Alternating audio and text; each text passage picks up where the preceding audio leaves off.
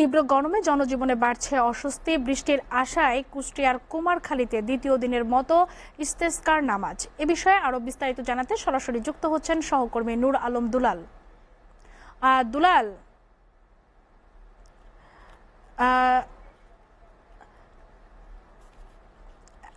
দুলাল আমাকে শুনতে পাচ্ছেন নিশ্চয়? আপনাদের ওখানে যে ইস্তেস্কার নামাজ হয়েছে, এই নামাজ সম্পর্কে আমাদেরকে একটু বিস্তারিত জানান, এবং এই যে গরম, এই গরমে মানুষের কি অবস্থা?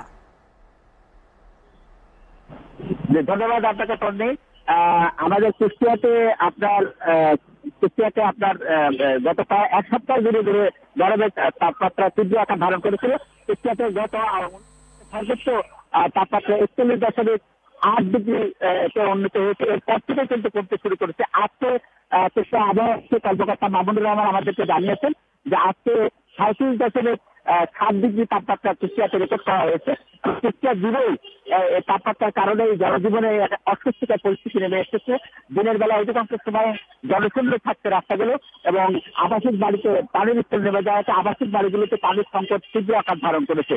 এবং এই গরমের তীব্রতায় কুষ্টিয়া জেনারেল হসপিটালে প্রায় প্রতিদিনই বৃদ্ধ এবং শিশু রোগীর সংখ্যা বাড়ছে। নানা রকম রোগ দিয়ে তারা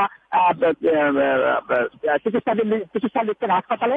কুষ্টিয়া আবহাওয়া অফিস থেকে আরো জানিয়েছেন যে আগামী 23, 24 এবং 25 তারিখের পর পর্যন্ত আরো একটু কমতে পারে, কিন্তু 28 তারিখের পর থেকে এই তাপমাত্রা প্রায় 43 এবং 44 ডিগ্রি উন্নীত হতে পারে বলে তারা আমাদেরকে জানিয়েছেন। এছাড়া কুষ্টিয়াতে যে তাপমাত্রার এই অবস্থার মধ্যে দিয়ে জনজীবনের যে অস্বস্তিকর পরিস্থিতি চলছে, তাতে প্রতিদিনই কোনো না কোনো জায়গায় ইস্তেস্কার নামাজ আদায় করা হচ্ছে। আজকে কুমারখালী দৌলতপুরে সকাল 9টায় বিলবাড়িয়ার মাঠে ইস্তেস্কার নামাজ আদায় করা হয়েছে। সেখানে প্রায় 3 শতাধিক মুসল্লিরা নামাজে অংশগ্রহণ করেছেন। তারা মহান আল্লাহর কাছে তওবা করে বৃষ্টির জন্য, নামাজের জন্য প্রার্থনা করেছেন, এবং তারা অতি শীঘ্রই যাতে বৃষ্টি হয় এই জন্য মহান আল্লাহ পাকের ব্যাপারে দোয়াতে মনোজাত করেছেন। তেমনি এই ছিল আমার কাছে কুষ্টিয়া থেকে তীব্র তাপদের সর্বশেষ খবর।